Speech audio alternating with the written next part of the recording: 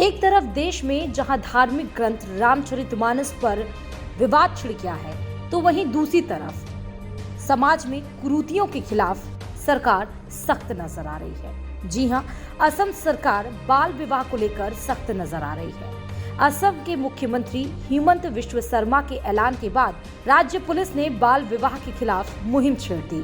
Cabinet फैसले के बाद असम पुलिस ने एक पखवाड़े के भीतर बाल विवाह के 4004 केस दर्ज किए, जिनमें 8000 लोगों को आरोपी बनाया गया।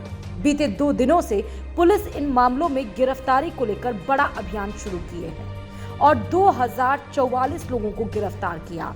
गिरफ्तार आरोपियों में 52 पुजारी और मौलवी भी शामिल हैं।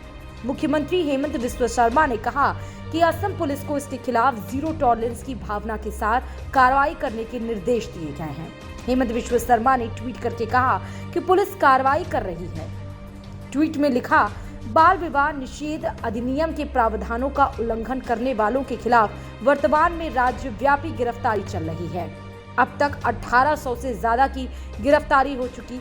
मैंने असम पुलिस को महिलाओं के खिलाफ हो रहे अक्षम्य और जघन्य अपराधों के लिए जीरो टॉलरेंस के साथ कार्रवाई करने के लिए कहा है। मुख्यमंत्री ने एक दिन पहले ट्वीट करके कहा था कि असम सरकार राज्य में बाल विवाह के खतरे को समाप्त करने के अपने संकल्प में दृढ़ है। मुख्यमंत्री ने कहा था कि 3 फरवरी से मुकदमों पर कार्रवाई शुरू होगी। मैं सभी से सहयोग करने का अनुरोध करता हूं।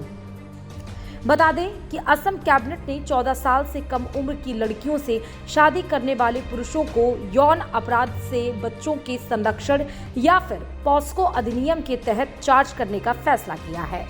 वहीं जिन पुरुषों ने 14 से 18 साल की उम्र की किशोर लड़कियों से शादी की, उन पर बाल विवाह अधिनियम 2006 के तहत आरोप लगाया जाएगा। मुख्यमंत्री ने ये भी कहा कि बाल विवाह के खिलाफ युद्ध धर्मनिरपेक्ष होगा और किसी एक समुदाय को लक्ष्य नहीं किया जाएगा। उन्होंने कहा, इस तरह की शादियों में मौलवियों और पुजारियों को भी कार्रवाई का सामना करना पड़ेगा। इसे बाल विवाह के खिलाफ राज्य में अब तक की सबसे बड़ी कार्रवाई कही जा रही है। तो वहीं all India United democratic front के चीफ मौलाना बदरुद्दीन अजमल ने इस कार्रवाई पर सवाल उठाए हैं।